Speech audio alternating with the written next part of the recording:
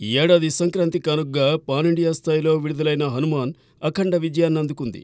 ఇప్పుడు దీనికి సీక్వెల్గా జై హనుమాన్ రూపుదిద్దుకోబోతోంది. ఇదిలా ఉంటే ఈ సినిమాను వివిధ దేశాల్లో స్థానిక భాషల్లో కనుదించి విడుదల చేస్తున్నారు మేకర్స్. తాజాగా జపనీస్ భాషలో హనుమాన్ మూవీ పోస్టర్ను దర్శకుడు ప్రశాంత్ వర్మ సోషల్ మీడియా వేదికగా షేర్ చేశారు. జపాన్లో దీనిని అక్టోబర్ 4న విడుదల చేయబోతున్నట్టు ఆయన తెలిపారు. జపాన్లోనూ రామాయణ గాథ చాలా పవర్ఫుల్. అక్కడ రామాయణంను బేస్ చేసుకుని కొన్ని యానిమేషన్ మూవీస్ కూడా వచ్చాయి.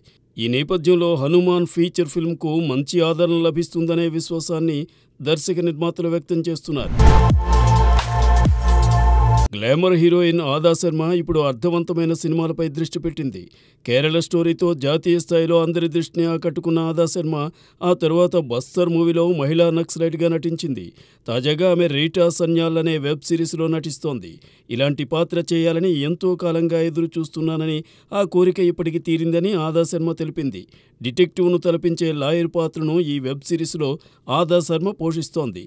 అంతేకాదు 10 భిన్నమైన పాత్రల్లోనూ కనిపించబోతోంది. ఈ యాక్షన్ కామెడీ థ్రిల్లర్ వెబ్ సిరీస్లో రాహుల్ దేవ్, అంకుర్ రాథీ, మానిక్ పాప్నేజా ఇతర కీలక పాత్రలు పోషిస్తున్నారు. అభిరూప్ ఘోష్ దర్శకత్వంలో Rajeshwar Nair, Rita Sanyal web series నిర్మిస్తున్నారు. అక్టోబర్ 14 నుండి ఇది డిస్నీ+ హాట్‌స్టార్లో స్ట్రీమింగ్ కాబోతోంది.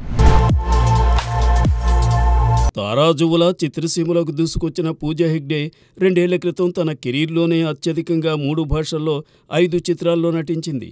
కానీ గత ఏడాది కిసీ కా భాయ్ కిసీ కా జాన్ మూవీతో సరిపెట్టుకోవాల్సి వచ్చింది. ఈ సంవత్సరం కూడా పూజా హెగ్డే నటించిన ఒక్క చిత్రమూ విడుదల కాలేదు. అయితే పూజా హెగ్డే పూర్తి ఖాళీగా ఏమీ లేదు.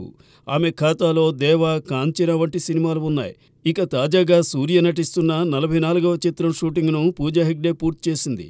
ఈ విషయం ఆమె స్వయంగా తెలిపింది. కార్తీక్ సుబ్రాజ్ దర్శకత్వం వహిస్తున్న love and war periodic action movie ఇది. ఇందులో సూర్య గ్యాంగ్స్టర్గా నటిస్తున్నాడు. జోజు జార్జ్, జైరామ్ కీలక పాత్రలు పోషిస్తున్నారు. దీనిని సూర్యనే తన సొంత బ్యానర్ 2D ఎంటర్టైన్మెంట్స్ పై నిర్మిస్తున్నాడు.